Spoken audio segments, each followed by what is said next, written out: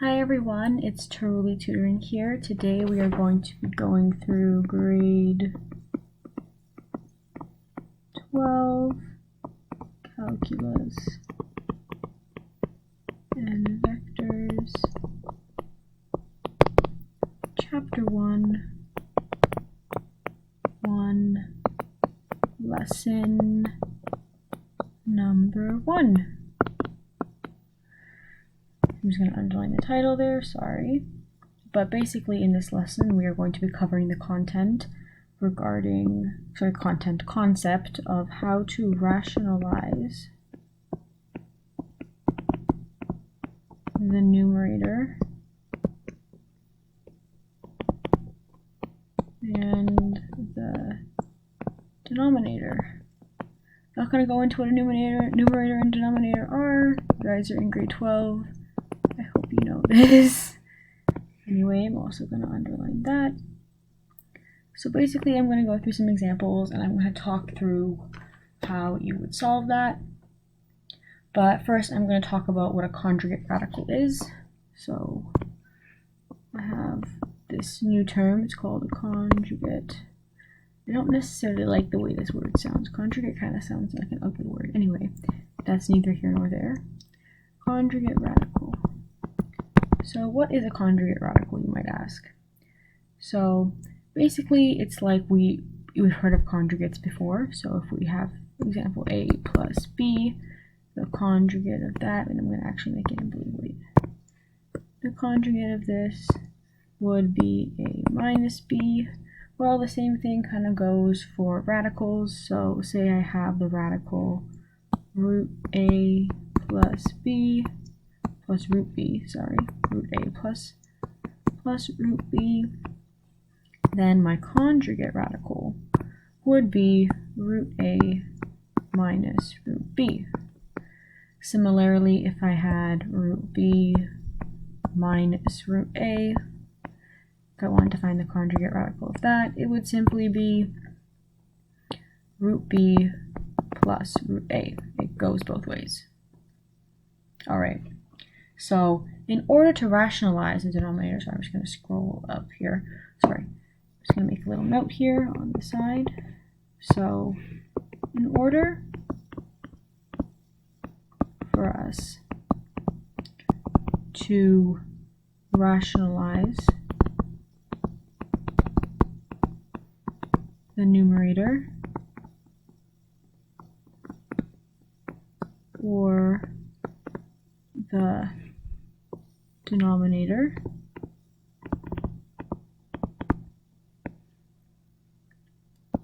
we must multiply whatever the numerator or denominator is.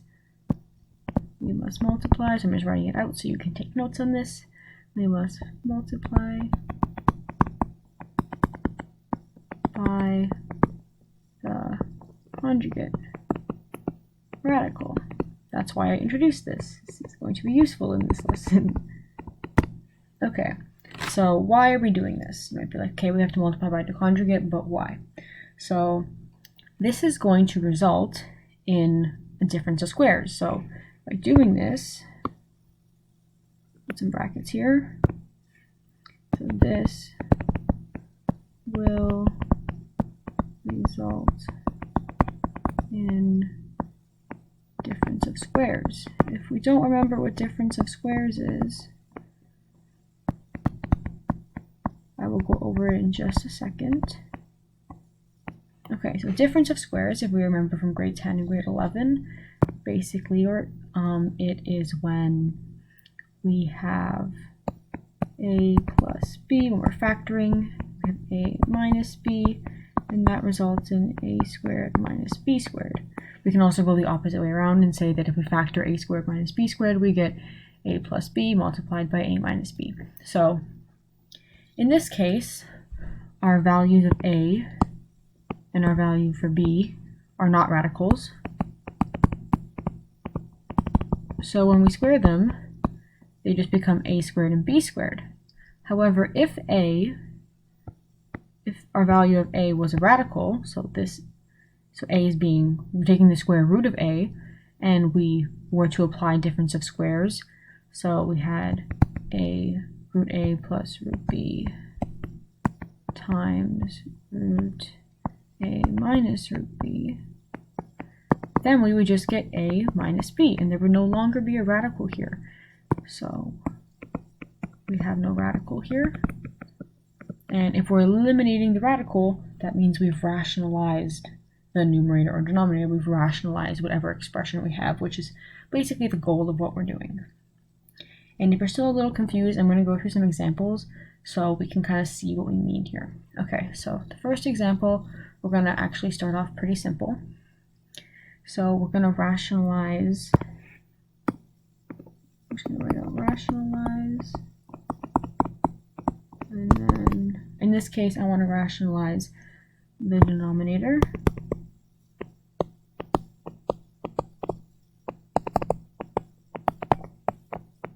of, I want to rationalize the denominator of 5 over root 3. Well, this is very simple because we don't even need to apply the principle of the conjugate radical.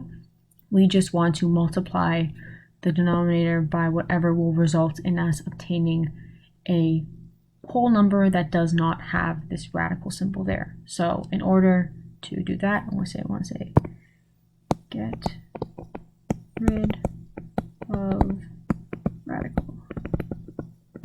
And we also don't want to change the value of this expression. We don't want to be multiplying it by something that's going to change its value. If we were to multiply this by 2, then it would not be the same thing. It'd be 2 times whatever this is, right? So what we want to do is we want to take 5 over root 3. We're going to multiply it by 1. So root 3 over root 3 is equal to 1 because you divide anything by itself, it's going to give you 1. But also, if we multiply root 3 over here, multiply this root 3 by another root 3, it's going to be root 3 times root 3, which is going to give us 3. So if we carry out our multiplication as normal, we should get 5 root 3 over 3. And that's it. That's our solution. We don't need to worry that there is a radical here in the numerator. We don't need to worry about this because the question is only asking us to rationalize the denominator. It's not asking us to rationalize the numerator.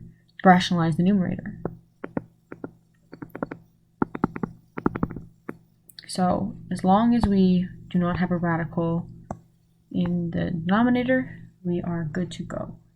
And that is example 1. Okay, now let's move on to something a little more challenging.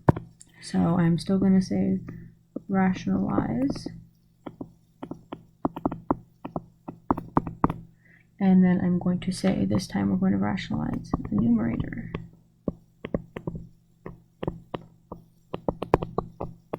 And then I want to rationalize the numerator, something a little more difficult. I'm sorry about that. Rationalize the numerator of 5 plus root 3 over root 2. So in this case, again, we're going to kind of disregard that we have a radical in the denominator. We're not worrying about eliminating that. We just want to eliminate the radical that is in our numerator. So what we want to do here is we want to employ the whole concept of the conjugate radical that we introduced before. So the conjugate radical of 5 plus root 3 is going to be 5 minus root 3. So I'm just going to bring this kind of whole thing over here. So I'm going to say 5 plus root 3 over root 2. I'm going to multiply that by, again, we want to be multiplying by 1 so we don't change the value of anything that is here. So we're going to be saying, go back, 5 minus root 3 over 5 minus root 3. And then we're going to multiply this like difference of squares. So 5 times 5, because remember a squared, is going to be 25. And then we're going to get minus 3 on the top. Actually, I can explain this out a little more so it makes more sense. So we're going to have 5 plus root 3, 5 minus root 3. And we're going to have root 2 times 5 minus root 3. So now we have what is basically our difference of squares. I'm going to say diff of squares. And then now we can just kind of solve as a difference of squares. So our a is our 5. So 5 squared is 25. And then root 3 squared is 3. So we're saying a squared minus b squared. B squared is 3. And then over root 2 times 5 minus root 3. And if you simplify the numerator, we get 22 over root 2 times 5 minus root 3. You can kind of multiply the root 2 out and kind of simplify the denominator if you want. I don't really see a point because we are only kind of focused on the numerator here, but you can do that if you'd like. But that's the solution for this part, for this example, sorry. Okay, moving on, let's do one more. Okay, so let's rationalize the denominator